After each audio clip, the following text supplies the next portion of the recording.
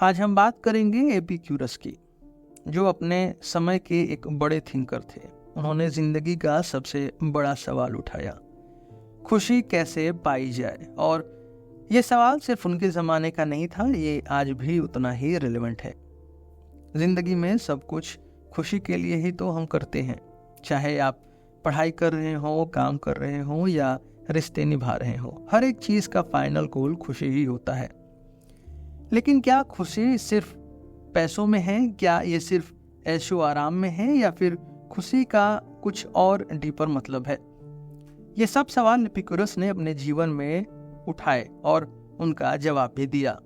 आज हम समझेंगे एपिक्यूरस की फिलॉसफी को, जो कहलाती है एपिक्यूरियनिज्म। इस फिलॉसफी का मेन फोकस है खुशी और सुख की तलाश, लेकिन उसमें भी एक समझदारी का एस्पेक्ट है। एपिक्यूरस कहते हैं कि खुशी सिर्फ शॉर्ट टर्म प्लेजर में नहीं है, बल्कि लॉन्ग टर्म मेंटल पीस में है। उन्होंने बताया कि असली खुशी तब आती है जब हम अपने अंदर का दर्द, चाहे वो मेंटल हो या फिजिकल, उसको खत्म करते हैं। एपिक्यूरस का जन्म हुआ था 341 BCE में ग्रीस के सामोआ आइलैंड पर।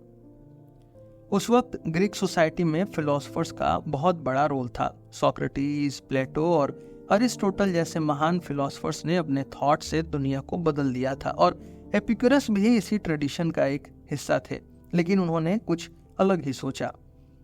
एपिक्यूरस की फिलॉसफी का एक इम्पॉर्टेंट पॉइंट था, हमें कैसे जीना चाहिए ताकि हम ज़्यादा से ज़्यादा खुशी पा सकें।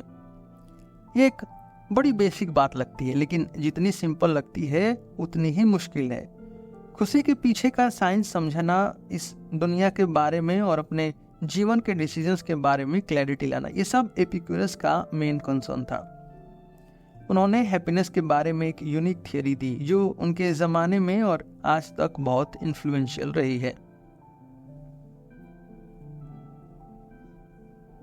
सोक्रेटिस, प्लेटो और अरिस्टोटल के बाद ग्रीक फिलॉसफी में दो बड़े थॉट प्रोसेसेस निकले। एक तरफ थे स्टोइक्स, जो सेल्फ कंट्रोल और इमोशंस को कंट्रोल करने की बात करते थे, और दूसरी तरफ थे एपिक्यूरियंस, जो कहते थे कि जिंदगी का मेन गोल खुशी को पाना है।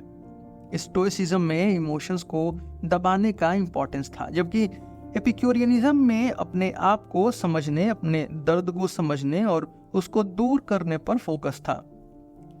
ये दोनों स्कूल्स एक दूसरे के ऑपोजिट थे, लेकिन दोनों का एक ही गोल था, अपनी जिंदगी को बेहतर कैसे बनाई जाए। एपिक्यूरस का जन्म 341 BC में सामोआ आइलैंड पर हुआ।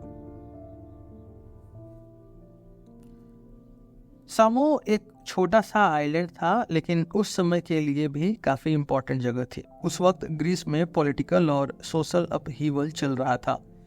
ग्रीक सिटीज में पॉलिटिकल इनस्टेबिलिटी थी और अलग अलग राजनीतिक धारा सोसाइटी को डिवाइड कर रही थी।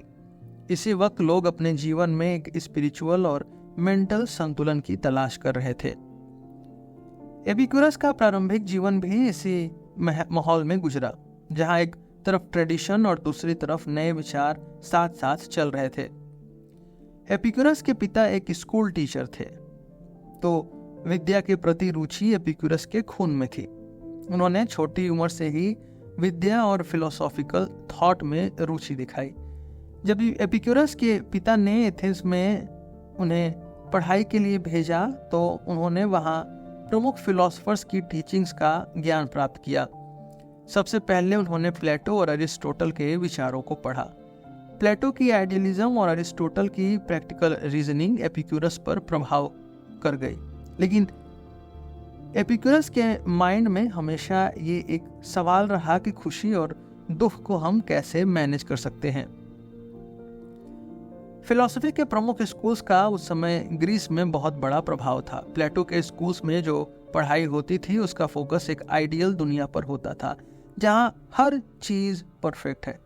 अरिस्टोटल ने इसे थोड़ा हटकर प्रैक्टिकल अप्रोच को फॉलो किया और रीजन और लॉजिक को जिंदगी के हर एस्पेक्ट से जोड़ा। लेकिन एपिक्यूरस का दिमाग एक और डायरेक्शन में काम कर रहा था। उन्होंने ये सोचा कि अगर दुनिया इम्परफेक्ट है तो इंसान को खुश रहने का रास्ता ढूंढना चाहिए, जो इस इम्परफेक्शन के बीच में भी पॉसिबल हो।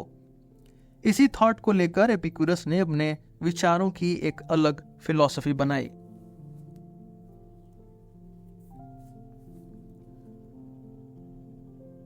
एपिक्यूरस ने अपनी फिलोसॉफिकल जर्नी को सीरियसली परस्यू करना तब शुरू किया जब उन्होंने एथेंस में अपना स्कूल बनाया। उनका स्कूल एक छोटी सी जगह थी जिसे द गार्डन के नाम से जाना जाता था।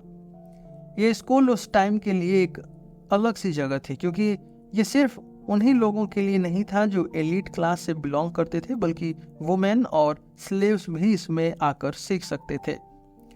ये अपने आप में एक रिवोल्यूशनरी आइडिया था। उस समय के समाज में ये एक बड़ी बात थी कि कोई फिलोसोफर अपने स्कूल के दरवाजे सबके लिए खोल दे, बिना कास्ट, जेंडर या स्टेटस की परवाह किए। ये गार्डन सिर्फ एक फिजिकल स्पेस नहीं थी, बल्कि एक ऐसी जगह थी जहां इंटेलेक्चुअल फ्रीडम और खुशी को जीवन का मकसद माना जाता था। द गार्डन एक मेटाफर भी था, एक ऐसी जगह जो पीस, हार्मनी और मेंटल वेलबींग का प्रतीक थी। एपिक्यूरस के लिए ये सब कुछ सिर्फ थियरी नहीं थी। उन्होंने अपनी फिलॉसफी को अपनी जिंदगी में अपने स्टूडेंट्स के बीच में प्रैक्टिस किया। उनका फोकस ये था कि इंसान अपने अंदर की खुशी को कैसे पाए और कैसे दुख को दूर करे। एपिक्यूरस की फिलॉसफी का मेन पॉइंट था कि फियर और डिजायर से इंसान को मुक्त होना चाहिए। उन्होंने समझाया कि हम अपनी जिंदगी में अननेसेसरी डिजायर्स और फियर्स से अपने आप को परेशान करते हैं, जो कि हमारे मेंटल पीस को डिस्ट्रॉय कर सकता है। उन्होंने डेथ के फियर्स को सबसे बड़ी प्रॉब्लम माना। एपिक्यूरस कहते थे कि डेथ से डरने की कोई ज़रूरत नहीं है, क्योंकि जब तक हम जिंदा हैं डेथ का कोई इम्पैक्ट नहीं होता, और जब हम मर जाते हैं तो हमें कुछ महसूस नहीं होता, तो डर किस बात का।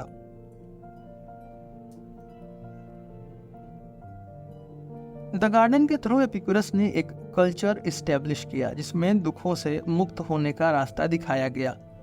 वो ये कहते थे कि जब हम अननेसेसरी डिजायर्स और फियर्स को अपने जीवन से निकाल देते हैं तब हम असली खुशी को महसूस कर पाते हैं। यही उनकी फिलॉसफी का मेन थॉट था, प्लेजर और पेन के बीच balance banana.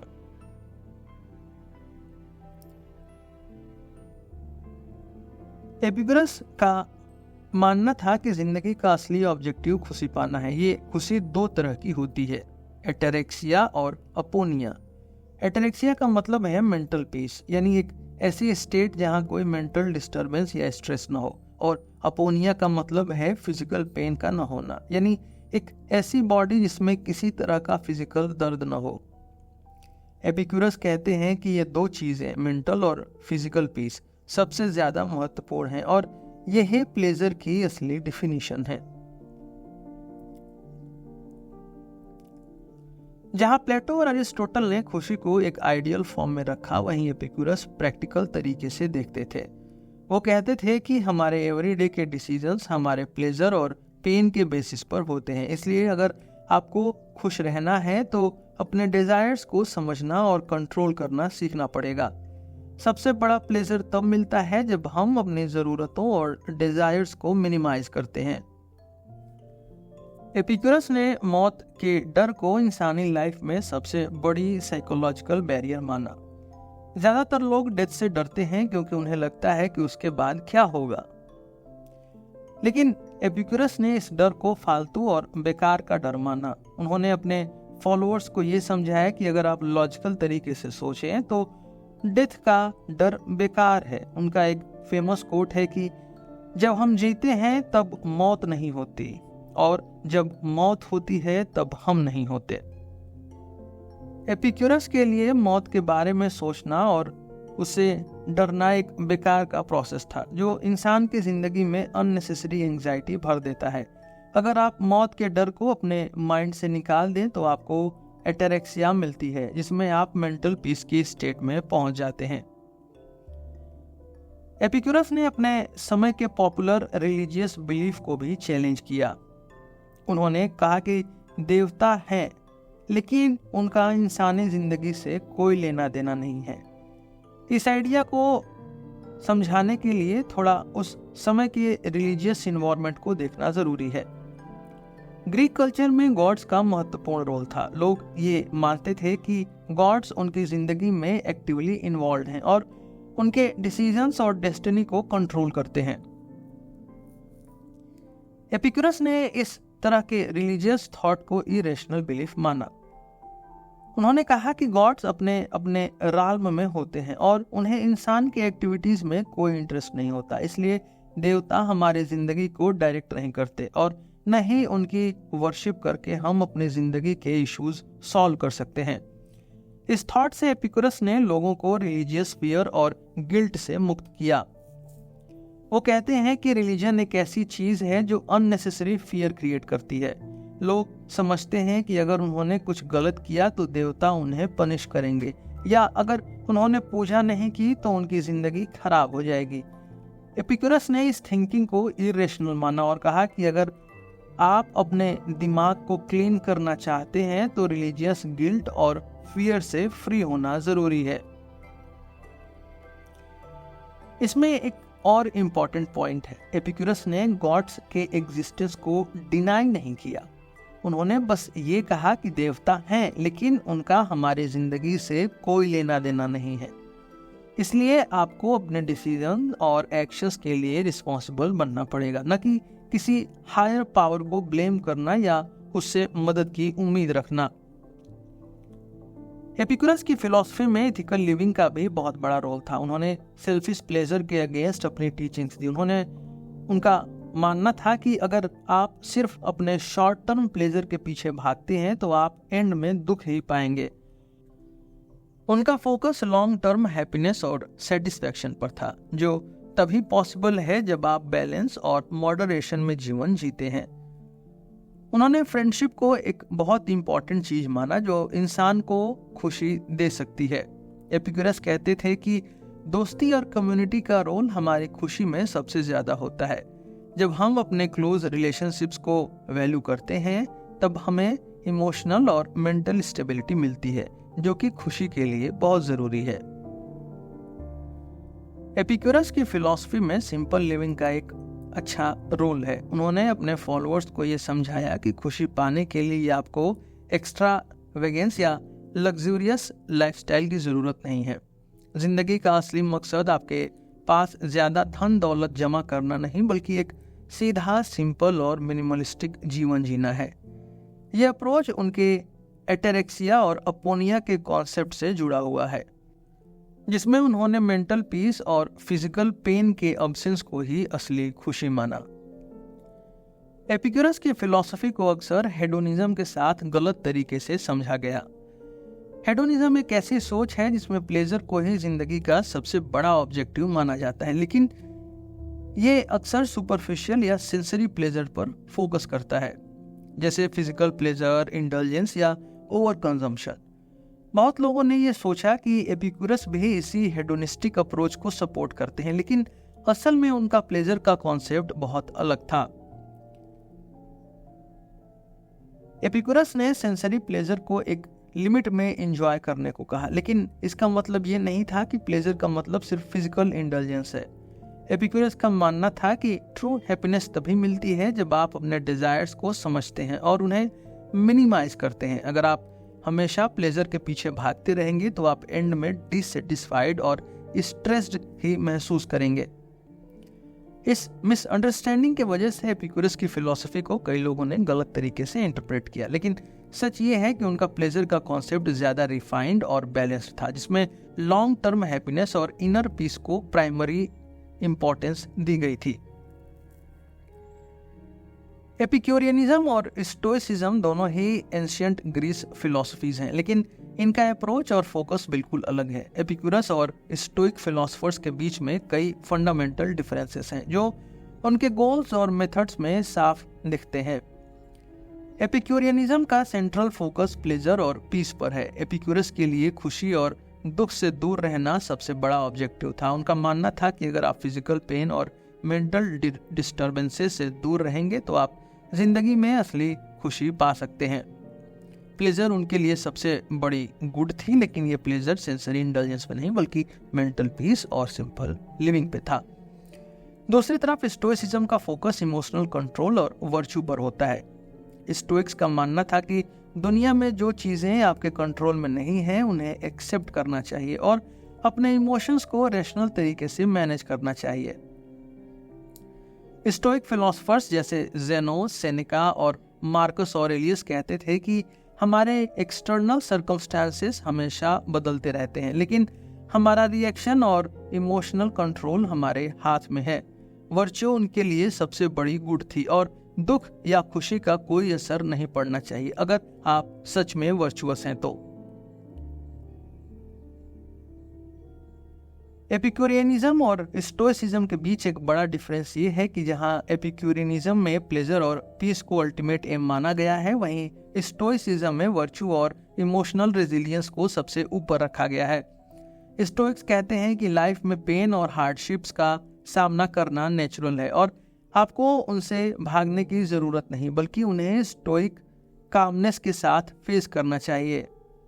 एपिक्यूरियंस on the other hand दुख और तकलीफ से दूर रहने को ही प्राइमरी एम समझते हैं और उनका फोकस इनर ट्रैंक्विलिटी और दुख के अब्सेंस पर है। एपिक्यूरस की फिलॉसफी ने जितने लोगों को प्रभावित किया उतना ही ज्यादा क्रिटिसिज्म भी फेस किया। सबसे पहले तो स्टोइक्स ने उन्हें क्रिटिसाइज किया। स्टोइक्स का मानना था कि एपिक्यूरियनिज्म एक सेल्फ इंडल्जेंट फिलॉसफी है जो सिर्फ प्लेजर को ध्यान में रखती है और इसमें वर्च्यू का कोई रोल नहीं है। स्टोइसिज्म के अनुयायी कहते थे कि पेन और हार्डशिप्स जिंदगी का एक इसेंशियल पार्ट है और इनका सामना करना चाहिए, न कि इन्हें अवॉइड करना चाहिए। उन्होंने एपिक्यूरस के प्लेजर फोकस्ड थॉट प्रोसेस को काफी सुपरफिशियल और अनरियलिस्टिक माना।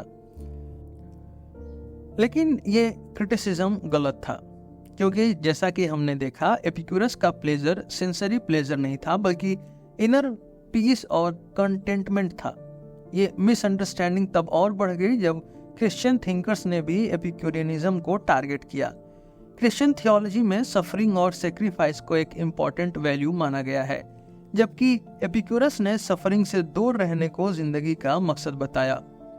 इस वजह से क्रिश्चियन स्कॉलर्स ने उनकी टीचिंग्स को मटेरियलिस्टिक और एथिस्टिक कहकर क्रिटिसाइज किया। उनका यह मानना था कि एपिक्यूरस देवताओं की महत्व को कम करते हैं और ये उनके रिलीजियस बिलीव्स के अगेंस्ट था। एपिक्यूरस ने कभी अपनी फिलॉसफी को इन क्रिटिसिज्म्स के हिसाब से चेंज नहीं किया। उन्होंने अपने एटेरेक्सिया और अपोनिया के कॉन्सेप्ट पर फोकस बनाए रखा और अपनी लाइफ को मेंटल शांति और दुख के अब्सेंस में ही सबसे बड़ी गुड माना। आज हम देखते हैं कि ये क्रिटिसिज्म जितना भी स्ट्रांग रहा हो, एपिक्यूरस के थॉट्स को दबा नहीं पाया। आज हमने एपिक्यूरस के विचारों, उनके जीवन और उनके खुशी के नजरिए को समझा। एपिक्यूरस ने हमें दिखाया कि जिंदगी में सच्ची खुशी पाने के लिए हमें सिंपल लिविंग को अपनाना चाहिए। उन्होंने दोस्ती की ताकत को हाईलाइट किया और ये बताया कि अननेसेसरी फियर्स जैसे मौत का डर हमारी खुशी में सबसे बड़ी रुकावट है। हमने देखा कि कैसे एपिक्यूरस ने प्लेजर को हाईएस्ट गुड बताया, लेकिन यह प्लेजर मटेरियलिस्टिक नहीं था बल्कि एक तरह की इनर ट्रैंक्विलिटी थी। उन्होंने हमें सिखाया कि अगर हम अपने अननेसेसरी डिजायर्स और एक्सटर्नल डिस्ट्रैक्शंस को कंट्रोल कर सकें तो हम एक पीसफुल और कंटेंट लाइफ जी सकते हैं। उनका ये मैसेज जो हजारों साल पहले दिया गया था आज भी उतना ही वैल्यूएबल है। आखिर में एपिक्यूरस हमें एक सिंपल पर इम्पैक्टफुल लाइफ का रास्ता दिखाते हैं। जिंदगी में खुशी कैसे अचीव की जाए। एपिक्यूरस कहते हैं कि आपको अपने लाइफ में अननेसेसरी फियर्स और डिजायर्स को हटाकर दोस्ती और सिंपल लिविंग को अपनाना होगा। मेंटल शांति और कंटेंटमेंट जिंदगी का अल्टीमेट गोल होना चाहिए और ये आपको सिर्फ तब मिलेगा जब आप अपने अंदर से दर्द और एंजाइटी को दूर कर पाएंगे। आज के लिए बस इतना ही। हम फिर मिलेंगे आपसे एक नए एपिसोड में एक नए टॉपिक के साथ। मेरा नाम है रोहित और आप सुन रहे थे सिलेबस विद रोहित। धन्यवाद।